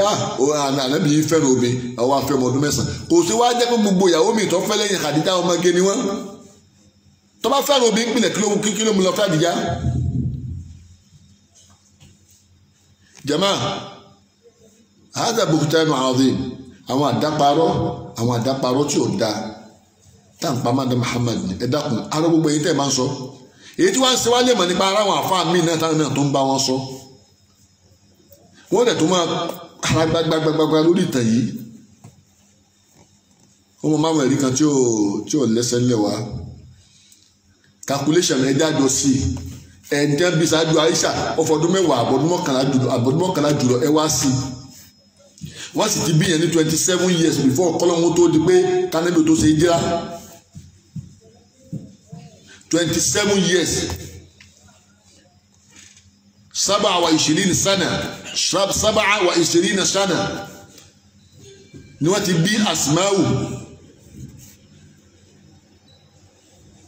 ṣáájú hijira tábọ̀ wá níbẹ̀ ẹ wá yọ 13 years ẹ yọ kó nu 17 àárín 27 tẹ́bàá ta yóò kù 14 àjẹpọ̀ wọ́n ti bí Asma'u ní 14 years ṣáájú kọ́dúpọ́lọ́ ọ̀rán ní Muhammad ṣe wọ́n ti bí Asma'u tó jẹ́ ẹ̀gbọ́n Aisha wọ́n ti bí ní 14 years ṣáájú kọ́lọ́ ọ̀hún tó rán ànábì ṣe tọ́ba wá jẹ́ pé ọdún 11 ló fi ju Aisha lọ sẹ́gbọ́n mi àjẹpẹ́ níjọ́ tó ń jọmọ ọdún 11 ni ẹ tó bí Aisha tọ́ba jẹ́ pé ọdún 10 ló fi ju Aisha lọ àjẹpẹ́ níjọ́ tó ń jọmọ ọdún 10 ni wọ́n bí Aisha ìtàn tí ò rújú ni káwíya ni 1+1 tí ọba ní sábòsí mẹ́kò ní jẹ́ 1.1 1+1 is equal to 2 ni àmọ́ lọ́dọ̀ àwọn olóṣèlú tí wọ́n kówó jẹ tọ́ba ti ní 1+1 wọ́n fi point sí láàrin wọ́n yọ plus kó wọ́n kàn pé 1.1 ni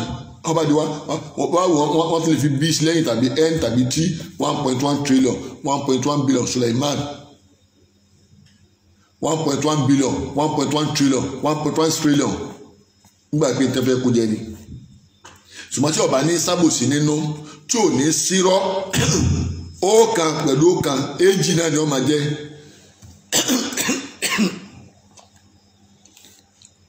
tí ọba sì tó ní sábòsí mbẹ èèyàn mẹ́ta wọn à ní dúró méjì láéláé Suleiman jama ẹ rí i pé ìtàn yóò rújú wọ́n bá yí pé bẹ́ẹ̀ náà làbá clear dáadáa lálẹ́ àfẹ́ kẹ́ ẹ máa fi àwọn àfitì kankan tí ò dá sára nábì wa àwọn ọ̀tá ẹ̀sìn tí nǹkan ò yé àwọn tí wọ́n fẹ́ ba ẹ̀sìn jẹ́ tí wọ́n fẹ́ máa kún ànábì ní tẹ́ pé àwọn alùmọ̀ṣẹ̀ṣẹ̀ kúlẹ̀ tẹ́ pé tó wọ́n pé káwọn dà nẹ́sà ayélujú ànábì Muhammad káwọn pábùkù bá ìdí èèyàn rẹ̀ káwọn fẹnu ẹ̀gàn kan káwọn dọ̀tí àwọn ìyàwó rẹ̀ àwọn ni wọ́n sọ àwọn àtàkìtàn wọ́n tún kan ọ̀rọ̀ wọn wájú tàbá tún léwájú jàmáà lọ́kùnrin àti lóbìnrin ìyá wa Aisha ìtàn tó fẹsẹ̀ nílẹ̀ ni pé wọ́n wọlé àná Muhammad Suleiman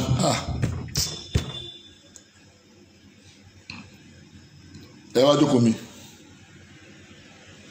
wọ́n wọlé àná Muhammad nígbà tí wọ́n di ọmọ 18 years tàbí 19 years tó bá jẹ́ pé ọdún 11 ni Aisha fi jù wọ́n lọ ní Asma'u fi jù wọ́n lọ àti pé wọ́n wọlé ọkọ nígbà tí wọ́n di ọmọ 18 years tó bá jẹ́ pé ọdún 10 ni Asma'u fi jù wọ́n lọ àti pé wọ́n wọlé ọkọ nígbà tí wọ́n di ọmọ 19 years kò rújú wọ́n sì lò 74 years láyé jama mo rò pé àárín clear dáadáa torí náà gbogbo ibi tá a bá ti rẹ́ni tí bá ti ń sọ̀tàn tí bá ti pẹ́ ànábì kan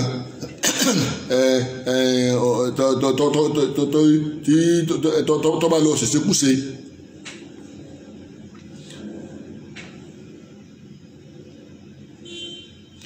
jama tábà rẹ nìkan tó ṣèṣekúṣe kan tó wá lọ kí ọmọ kékeré kan mọ́lẹ̀ tó wá fún lóyún tí wọ́n á pè kíní kan bàbá ó fi jù ànábì kan bóyá ànábì ti lè bóyá ara ilé wọn ni o bóyá àfa kan lé wọn àbá àfa kan lù wọn ló fi jọ tàbí ṣètánì kan kò fi jù ànábì tiwa o ànábì tiwa yìí sọ ń ṣekúṣe o ànábì tiwa kì í ṣe ń ṣokíṣe kì í ṣe sonírànù so torí náà ẹ̀dá torí Ọlọ́run gbogbo àwọn tí ọba wúlò báyìí ẹ̀mẹ́jà máa lẹ̀ mọ́ ànábì lára sallallahu alayhi wa alihi wa sallam bí àárín bó ṣe jẹ́ nu lè tí ń fẹsẹ̀ nílẹ̀ pé ìyàwó Aisha sorry wọ́n kó dé ilé àná Muhammad sallallahu alayhi wa sallam nígbà tí wọ́n di ọmọ ọdún 18 àbí 19 ṣùgbọ́n bí wọ́n ṣe di ẹni tí ànábì fẹ́ qabla al-hijra bisanatayn kó tó nípa ànábì rìnrìn àjò lọ sí Medina ba'da wafati Khadija nígbà tí ìyàwó Khadija tí wọ́n papòdà tẹ́ ń kú láyé tán bintu Khuwailid ja'at Khawla bintu Hakim ila an-nabiy Muhammad sallallahu alayhi wa sallam arábìnrin kan tí wọ́n ń pè ní Khawla ọmọ Hakim olówó bá ní Muhammad pé wà nábì ibi tó dúró náà ó ti dúró ti pẹ́ tas'aluhu an yatazawwaj ó yẹ kó ti fẹ́yàwó mi fasa'ala ànábì wa bílẹ̀ pé wà máa ń tààlà tó fẹ́ fẹ́ tí ó dàbí ètò ti lọ yẹn ni pé tàtà omi wo la fẹ́ fẹ́ Khawla wa ń sọ fún ànábì pé in shi'ta bikran wa in shi'ta sayyiban lọ́tẹ̀ yìí tó bá wù ọkọ fọmọge tó bá sì wù ọkọ fẹ́ àdélébọ̀ náà ànábì wa ní faqala wà má nílẹ̀ bikiru wà má ní sayyib ta ni ọmọge tó ọmọ ta ni àdélébọ̀ tó ọmọ fasakarati lahu albikir Aisha wa sayyib Saudatu bintu Zuma ọ wá sọ àwọn obìnrin tí ń bẹ wájú ọ̀gá ọmọge kan ọmọ Bakari tí ń jẹ́ Aisha àti adélébọ̀ kan tó kó náà sì ní bùkátà sọkọ Saudatu ní jẹ́ bónú Zuma faqala fazkurihima alayya sọ fún àwọn méjèèjì pé afẹ́fẹ́ wọn méjèèjì bá bọ́ sí bọ́ọ̀kan bá sì bọ́ sí afẹ́fẹ́ wọn ànábì ò sọ pé dandan lọ bá ọlọ́mọge àbí lọ bá délébọ̀ ló fà tí ìyàwó Sauda fi ṣáájú Aisha fasaba Khawla ila Roman bintu Amir Aisha arábìnrin kan pè ní Khawla yìí ó wá lọ bá ìyá tó bí Aisha tá ń pè ní Roman ẹ mọ́ gbàgbé pé a ní Roman Suleiman ní kọ́mẹ̀ lọ́sùn ó wá lọ bá Roman tó dé ìyá Aisha wípé wàsákàrà ti lá al-amru ọmọ rẹ ò ní jọ fẹ́ àrẹ báyìí pé ànábì ní bùkátà sọmọ rẹ faqala intadri fa inna Aba Bakri ayatin Abubakar náà ní bọ́lọ̀ kan ní sùúrù kò dé ṣùgbọ́n kó tó di pé Khawla lọ bá Roman ìyá tó bí Aisha yìí, kó tó di pé Khawla lọ bá ẹnìkan ti tọrọ Aisha fọmọ rẹ̀ tá à ń pè ní Mat'am bọ́nà ọ̀dẹ́yẹ ó ti tọrọ Aisha ó ní kọ̀dísákàrà àlà ìbíní ó ti sọ̀rọ̀ nípa Aisha fún ọmọ rẹ̀ pé kí wọ́n dúkọ́ fẹ́ ọmọ òun fa ata Abubakar al-Mat'am Mat'am sì wá bá Abubakar lórí ọ̀rọ̀ náà tó dẹ̀ ti jẹ́ ní o a sọ̀rọ̀ nígbà tá à ń sọ̀rọ̀ ìtàn náà Muhammad sallallahu alayhi wa sallam asọ́ nínú rẹ̀ Abubakar wa ń sọ fún pé má taqulu fi amri hadhihi al-jariya tọ́ ẹgbà tí wọ́n bá Abubakar tọ́ pé kílẹ̀ rí sí ọmọbìnrin tí ẹlẹ́fẹ́ fẹ́ lọ́dọ̀ yìí tó báwo ni fasa'ala Mat'am zawjatahu Mat'am wa kọjú sí àwọn ẹ̀pẹ́tọ̀ ọmọ tí mo sọ̀rọ̀ ẹ̀ Aisha ẹ̀pẹ́tọ̀ ẹni ń bèrè yìí o faqalat li Abi Bakr ìyàwó Mat'am ni wọ́n sọ fún Abubakar pé la'allana in ankahna hadha al-fata ilayka tusibahu wa tudkhilahu fi dinika alladhi anta alayhi. Abubakar ẹ̀rù ń bà wá tábà fẹ́ màá rẹ fọmọ wa ní ìsìn tó ti di pé ó ti dọkọ rẹ̀ tán ẹ wọ sínú ẹ̀sìn tẹ́ ń sìn òní ayọ̀ǹda rẹ̀ àfẹ́mọ́ ẹ wò nǹkan. Abubakar ò tí ì dá Khawla lóhùn torí ó ti mọ̀ pé ẹnìkan ti wá tọrọ ọmọ yìí lọ́dọ̀ òun inú àmọ́ náà nù. Abubakar ò torí pé àná Muhammad ni wọ́n wá sọ̀rọ̀ Aisha fún ok mo ń bọ̀ kò torí pé àná ni wọ́n sọ̀rọ̀ Aisha fún kọ́ wá pé ẹni yòówù tó bá bẹ́ẹ̀ bẹ́ẹ̀ gẹ́gẹ́ bí àwọn abí àṣà nísìnyí tẹ́lẹ̀mí bá ti tọmọ wọn ti ń lọ tó ti lẹ́nìkan ti ń fẹ́ tí wọ́n ti máa tó ti wá tọrọ rẹ̀ tẹ́ bá tó lówó kan tó dé wọn àti kó olówó la bá tan àbólò síta wọ́n bá gbọmọ lọ tí ò ní tó wọ́n fi fẹ́ tó lówó wọ́n yọ ọmọ ń kádàrá. Abubakar ò ṣe bẹ́ẹ̀. Abubakar kọ́kọ́ lọ bá àwọn tó tọrọ pẹ́tọ̀ ọmọ tẹ́ ẹ tọrọ sí ẹ̀sìn ní fẹ́fẹ́ àbẹ́ẹ̀fẹ́. Wọ́n wá ń sọ fún Abubakar pé bá a bá fẹ́ ọmọ rẹ tán ọ padà wọ ọmọ wa sínú ẹ̀sìn yín ni wò làkún dínú kan ẹ máa ṣe tíníkà náà máa ṣe tiwa àfẹ́ mọ́ àwáyà omi ìfọ̀mọ́ wa ìtumọ̀ ọ̀rọ̀ nu ẹni pé àfẹ́ mọ́ la'allana in ankahna hadha al-fata ilayka tusibahu wa tudkhilahu fi dinika alladhi anta alayhi ẹ̀sìn tó ń ṣe lọ́wọ́ ọmọ wa sí torí náà ayọ̀ǹda ẹ̀ máa lọ. fara'a Abubakar fi dhalika ibra'an li zimmatihi min khutbati al-Mat'am li Aisha. Abubakar wa rí pé òun free báyìí fún wípé Abubakar nǹkan òun ti free láti kúrò nínú ìwọ̀ tí ń bẹ lọ́rùn òun nípa Mat'am fún ọmọ rẹ̀ pé kò lè fún ọmọ òun. wa qala li Khawla ìgbà yẹn ni Abubakar wá bá Khawla tó wá bá pé kúlí li Rasulillahi sallallahu alayhi wa sallam falyati sọfà ní Muhammad pé lẹ́kùn ti sílẹ̀ fún ó free láti tọrọ ọmọ. fàjà amadu Muhammad wa khatabaha anabi wá nígbà lọ́wọ́ tọrọ Aisha nígbà tó dọ̀ ọmọ ọdún mélòó nù ẹ̀wọ̀n kan sàn pé ọdún méjì ṣáájú ìjírà ní kẹta ń sọ yìí nígbà tí Aisha dọ̀ ọmọ 14 years anabi wá tọrọ rẹ̀ lẹ́yìn tó tún tọrọ rẹ̀ tán ọdún mẹ́rin gbáko ẹ̀wọ̀n kan tó bá já sí pé nígbà tó di ọmọ 17 years ni ajẹ́kẹ́ nígbà tó di ọmọ 15 years lànàbí lọ tọrọ rẹ̀ ọdún mẹ́rin gbáko ní tó ń bẹ lẹ́yìn ìgbà tá ànàbí tọrọ Aisha tán kó tó di pa Aisha wá dọ̀dọ̀ ẹ̀ òpin jẹ́ máa gbọ́ àárín ọdún mẹ́rin gbáko torí pé ọdún kejì ọdún mẹ́ta níbi ó ṣe ìjìrá ńlọ lọ tọrọ Aisha ọdún méjì ó ṣe ìjìrá ńlọ tọrọ Aisha ó sì lọ sí Mẹ́kà tán lẹ́yìn ọdún méjì tó lọ Mẹ́kà tán tó lọ Mẹ́dínà tán ó tó ṣe ọdún méjì ní Mẹ́dínà kó tó di pé Aisha wá dọ̀dọ̀ rẹ̀ nbola tí wàá rí tàjàkùjàkù tá à ń sọ nbola tí ráwọn àtàn àgbélẹ̀rọ tá à ń sọ pé ànábì fẹ́ Aisha ní ọmọ ọdún mẹ́sàn-án ọ̀tọ̀ rẹ̀ lọ́mọ ọdún mẹ́fà gbọ́dọ̀ ọmọ ọdún mẹ́sàn-án àgbọ̀ ọmọ ọdún méje gbọ́dọ̀ ọmọ ọdún mẹ́sàn-án lọ́ba wọlé tọ̀ kò sí ń tọ́jọ́ bẹ́ẹ̀ rárá. Aisha sẹ́rìn àjò ìlànà Madina بعد هجرة النبي محمد صلى الله عليه وسلم بصحبة طلحة بن عبيد الله.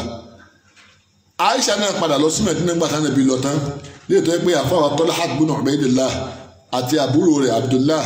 àti ìyá Aisha tí ń jẹ́ Roman àti àbúrò rẹ̀ tí ń jẹ́ Asma àti Zaid ibn Haris wa Abi Rafi mawla nabi Muhammad sallallahu alayhi wa sallam wa ibnatay nabi Muhammad Ummu Kulthum wa Fatima wa Sauda bintu Zuma'a wa Ummu Ayman wa ibnaha Usama bin Zaid àwọn tí ní àjò tó papọ̀ tí wọ́n jọ ṣe hijira kan náà lọ sí Madina àwọn nù. tó wọ́n ní lẹ́yìn ilé yìí tí wọ́n dé Madina wa bana an-nabiy Muhammad sallallahu alayhi wa sallam bi Aisha ba'da ghazwat Badr fi Shawwal sana 2 ba'da al-hijra. Ànábì ṣẹ̀ṣẹ̀ wá sàbálẹ̀ Aisha bana aleya ọsàbálẹ̀ bana aleya ọbalẹ̀ bana aleya ogun yẹn ni pé Ànábì ṣẹ̀ṣẹ̀ wá wọlé tó yẹn dákàlà aleya Ànábì wọlé tọ̀ sallallahu alayhi wa sallam tó bí àwọn kẹ́lìmọ̀ kan bẹ́ẹ̀ lárúbáwá tí wọ́n bá lò tẹ́mọ̀ mọ̀ pé ntí wọ́n sọ ń bí òun ni nǹkan báyìí Ànábì wọ́n ní Ànábì sàbálẹ̀ Aisha wọ́n ní ọ̀sàbálẹ̀ nǹkan so Ànábì sàbálẹ̀ Aisha lẹ́yìn ìgbà tí Aisha di ọmọ ọdún 18 radiyallahu ta'ala anha wa ardaha ọlọ́mọbanijọ́nù sí ìyàwó Aisha kọba ní ṣe ìgbàlẹ́rú kọba ní ṣe fún wa wàlá la ilaha illallah wàlá Muhammad rasulullah wàlá sallallahu alayhi wa alihi wa ashabi wa sallam tí lárúbá bá sọ pé bàná àlẹ́yà wípé ọba lè yẹn ni pé tó wá bàlẹ̀ pé bánàlì manzil wọ́n máa ń lò fún pé èèyàn máa lé ẹni pé aqama jidarahu wà qama jidarahu yẹn ni pé ó gbé òkèrè rẹ̀ tóbi ó gbé òkèrè rẹ̀ nàró ọ̀nàró lé náà ó gbé lé nàró wọ́n máa ń lo bàná fún pé wọ́n gbé ilé nàró wọ́n máa ń lò fún pé then bàná wọ́n máa ń lò fún pé ọkùnrin wọlé tọ̀ obìnrin wọ́n máa ń lo Suleiman.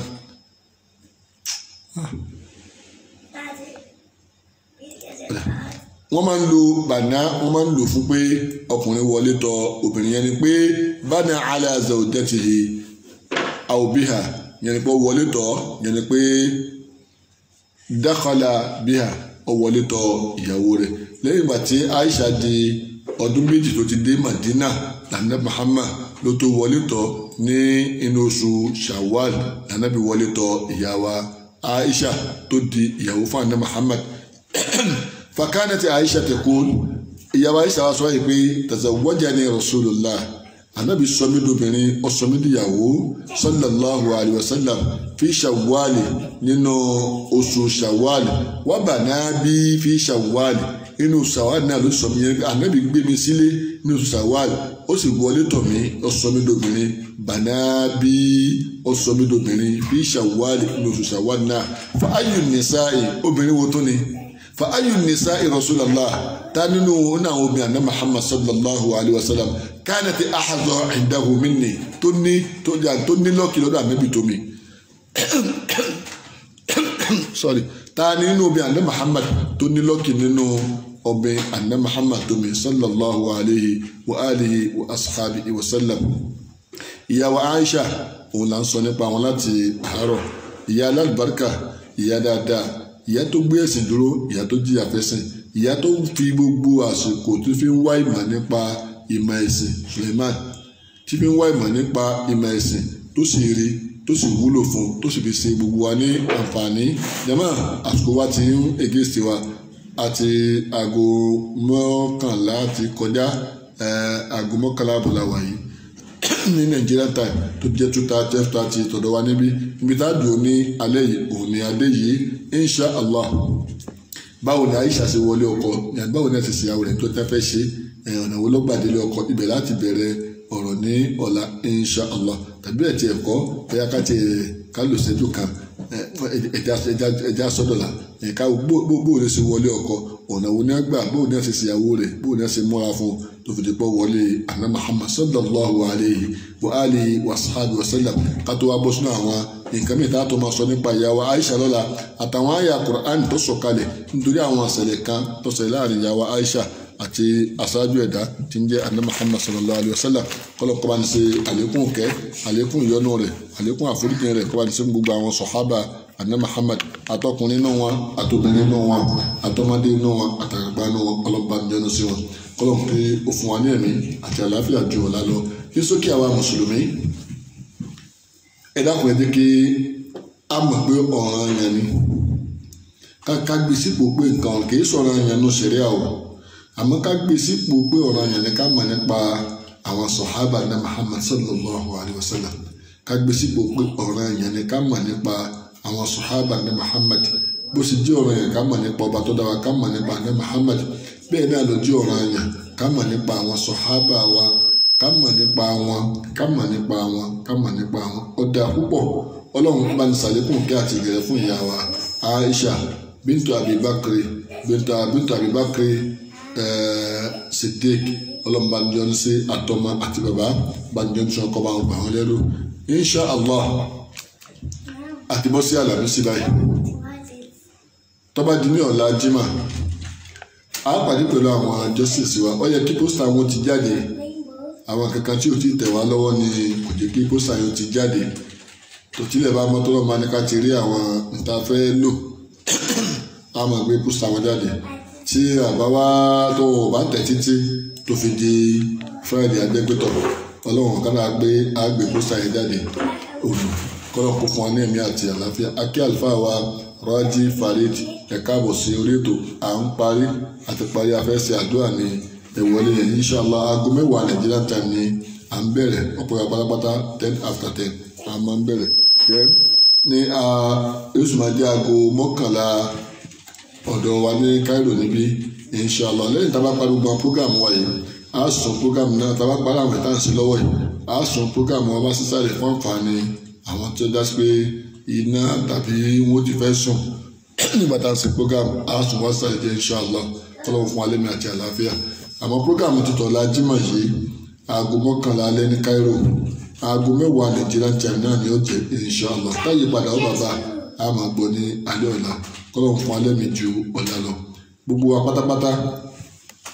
ẹ̀san ayé àtàlùkíyàmà ọlọ́kọ̀ sàbẹ́ni kọ̀ọ̀kan wa gbogbo wàhálà wa lórí ẹ̀ṣẹ̀ ọlọ́mọdé àfisàn gbèsè ní ọjọ́ àlùkíyàmà gbogbo yẹn àfáà àti ẹjọ́ yìí wà lálẹ́ gbogbo yẹn pátápátá ní àtúntò fún akí àlùfáà wa Lukman Kọ́láwọlé Ibrahim ibn Jinni àlùfáà wa gbà Sheikh Lukman ibn Jinni àlùfáà wa gbà àwọn àfáà wa ní Cairo ọlọ́mọba ní pẹ̀lú yín kọ́ba ní sàyìn ní ẹ̀sẹ̀ dáadáa ẹ má bínú pé ọkọ̀ kí á tó wo ojú kìíní ẹ̀dá kan ẹ má bínú bákan náà a kí gbogbo ẹ̀yin jàmá yòókù náà tí ẹ darapọ̀ mọ́ wa lórí ètò Madam Abdulmajid Surulagba akẹ́yìn náà lọ́nkọ́ba akẹ́yìn ìyá wa Àtìládé ìyá Baraka akẹ́yìn púpọ̀ ọlọ́mọba akẹ́yìn ọ̀làna Muhammadu dọ́lọ́ ẹ dákun bẹ́ẹ̀ bá ti wo prógámù yẹn máa share rẹ̀ ẹ̀sìn máa bá a láìkẹ́ ẹ̀ máa bá a share rẹ̀ kẹ́ máa bá a láìkẹ́ torí àwọn tí ò sínú fẹ́ǹdì wa wọn lè orí wọ gẹ́gẹ́ bí a ṣe ń sọ fúnra wa pé láìpẹ́ a bọ̀ sórí péjì àríkàfù gangan torí pé ọ̀pọ̀lọpọ̀ àwọn ẹlòmíràn fẹ́ hàdí wa níbí tí wọn ò rí àyè mọ́ ó ti kún à ń bí ká máa delete àwọn tí ó bá ti pẹ́ bí ọdún 10 ọdún 6 tá a sọ̀rọ̀ ká tó máa rẹ́lùmí ìgbà wọlé là ń ṣe káàfin rẹ́lùmí ìgbà díẹ̀díẹ̀ so táwa ti bọ́ sórí péjì àríkàfù yìí a fi líǹkì rẹ̀ sí látàrí pé tó ń kálukú bá ti kílìkì láìkì lórí péjì yẹn so yóò tún máa wọlé sí ìbámu ó fi jásí pé yóò rọrùn òun ó gbàyàn púpọ̀ ju eléyìí lọ kọ́lọ́run fún alẹ́mí àti àlàáfíà inshallah láìpẹ́ láàbọ̀ sórí péjì ó dẹ́pẹ́ láàmà ṣe prógámù wa kọ́lọ́run fún alẹ́mí àti àlàáfíà títí ìgbà tí a sì máa pàdé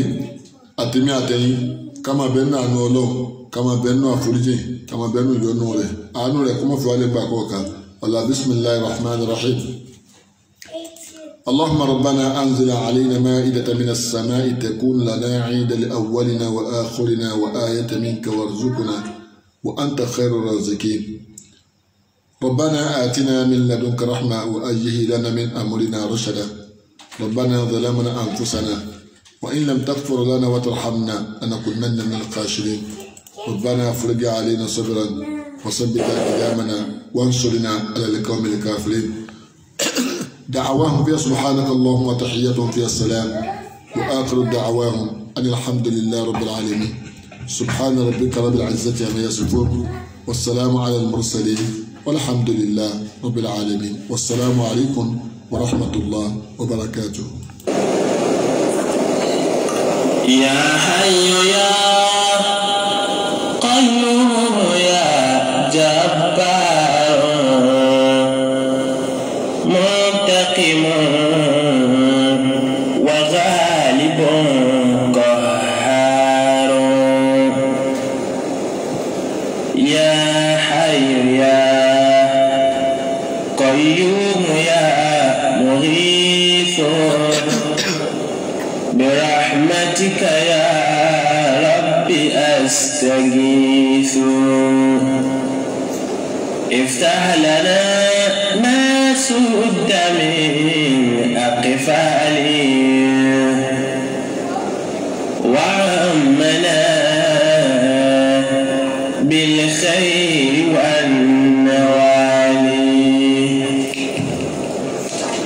افتح لنا ما سد من أبواب بالخير والقبول والثواب الله يا رحيم الله يا رحيم يا رحمن يا عالم الغيوب يا ديان وما لنا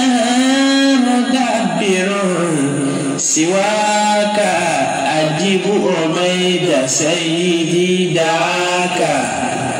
سخر لنا القلوب والأرواح هيئ لنا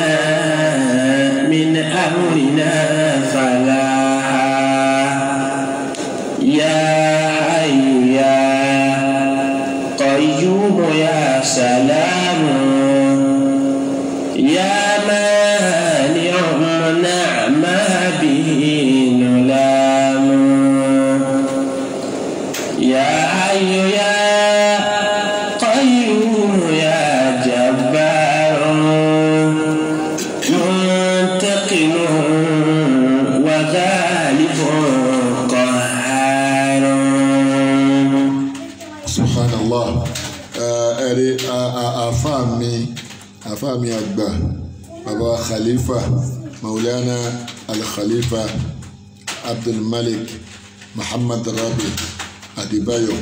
hafizahumullah wa ra'ahum à ń ṣe rọ́bà náà lọ́wọ́ ni mo tajú kan tí mo rí pé àfáà wa ti wọlé sórí ètò bìrìlì mùjámálà àfáà mi ni wọ́n ọlọ́kùnjẹ́ kárí wọn pẹ́. Bákan náà bàbá wa jẹ́jẹ́ ìgbàyílọ́lá tẹ̀tù àti àlùfáà wa rọ́jí fàrídì gbogbo wọn náà ni wọ́n ń wo prógámù yẹn nígbà tí ọlọ́nìkà fẹ́ parí ọlọ́wọ́n bá ní san yín lẹ́sẹ̀ dáadáa ọlọ́ àwọn ẹni ọlọ́run aago 10 alẹ́ nàìjíríà là ń bẹ̀rẹ̀ aago 11 káírò ní prógámù wa lọ́la inshallah máa pàdé ní ọjọ́ jímọ̀ àwọn justice abdullateef kamaluddin al-adabi àwọn ni àgbébọ̀ wá sí orí ètò ní ọjọ́ jímọ̀ ní ọ̀la kọ́lọ̀ kó fún alẹ́mí àtàláfíà insha allah tábà parí prógámù tán gẹ́gẹ́ bí ta sọ àásù prógámù wa wálé díẹ̀ tó já sí pé kò ní máa dákẹ́ àwọn ènìyàn ní máa rí òun tó bẹ́ẹ̀ kọ́lọ̀ kó fún alẹ́mí àtàláfíà wasalaamu alaykum wa rahmatullah wa barakatuh.